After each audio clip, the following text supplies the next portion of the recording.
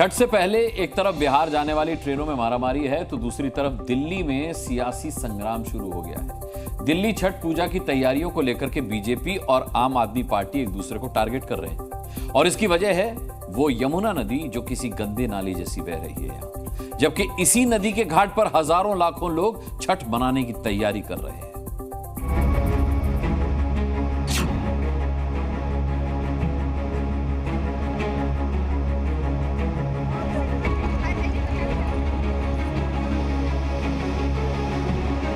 Bharatiya Janata party Purvanchali विरोधी है। छठ पर राजनीति ना करी जाए, छठी मैया की पूजा होने दी जाए, मेरा भारतीय जनता पार्टी से यही आग्रह है।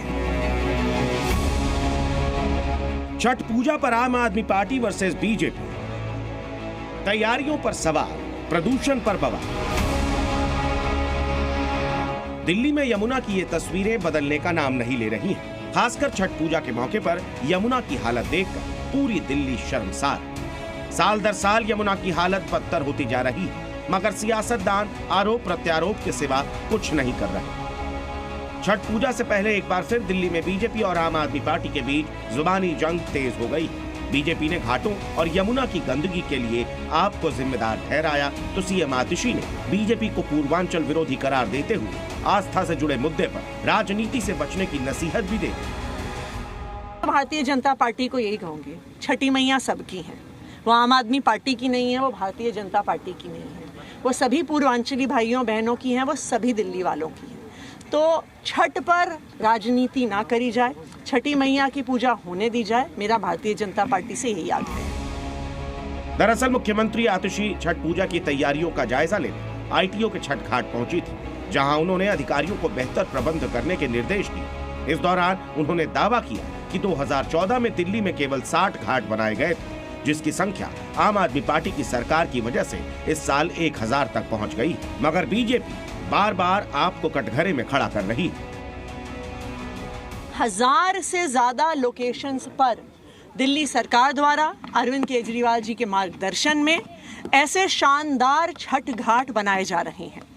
दिल्ली सरकार का पूरा तंत्र, चाहे जिला अधिकारी हो, चाहे इरिगेशन फ्लड कंट्रोल डिपार्टमेंट हो जो इन छठ घाट का निर्माण कर रहा है, चाहे दिल्ली जल बोर्ड हो जो जहां पे पानी का इंतजाम कर रहा है, पूरा इंतजाम दिल्ली सरकार द्वारा देखा जा रहा है। जिस समिति के पास प्रॉपर परमिशन है, समारोह तो वही करेगा ना। उनकी नीयत तो इससे साफ हो जाती है कि उन्होंने इसके लिए, इस पर्व को मनाने के लिए परमिशन तक नहीं फाइल करी। छठ पूजा को लेकर दोनों पार्टियों के बीच कई दिनों से तकरार तेज है। उसके पीछे वजह दिल्ली का पूर्वांचल वोट बैंक भी। दरअसल दिल्ली में अगले साल फरवरी में विधानसभा चुनाव होने हैं, जिसमें छठ पूजा में आस्था रखने वाले मतदाताओं की तादाद ज्यादा है। दिल्ली में रहने वाले ये लोग यूपी, बिहार और झारखंड से आकर बसे हैं, जिनकी संख्या 40% के करीब मानी जा रही है।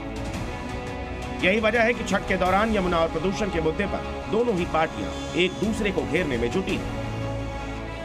बड़ा ही दुर्भाग्यपूर्ण है कि छठ पूजा जो लोक आस्था का सबसे बड़ा महापर्व है, उसमें बीजेपी विवाद करने की कोशिश कर रही है, उस वहाँ तक राजनीतिक क्रेडिट लेने की कोशिश कर रही है। आम आदमी पार्टी की सरकार सिर्फ और सिर्फ टोपी ट्रांसफर और अपनी जिम्मेवारी दूसरों पे डालने के अलावा कुछ नहीं करती पिछले 10 सालों के अंदर।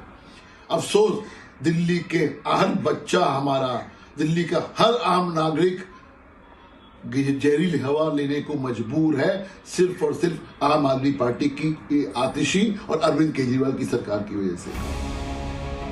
एक तरफ यमुना की गंदगी है तो दूसरी तरफ दिल्ली की एयर क्वालिटी बेहद खराब हो चुकी है।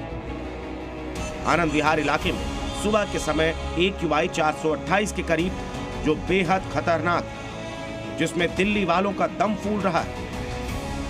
आनंद विहार राजधानी दिल्ली का सबसे प्रदूषित इलाकों में से एक है। यहाँ वायु क्वालिटी बेहद खराब श्रेणी में पहुंच चुकी है। एयर क्वालिटी इंडेक्स की बात करें तो आनंद विहार की आज की एयर क्वालिटी कंडीशन 428 तक पहुंच गए। हालांकि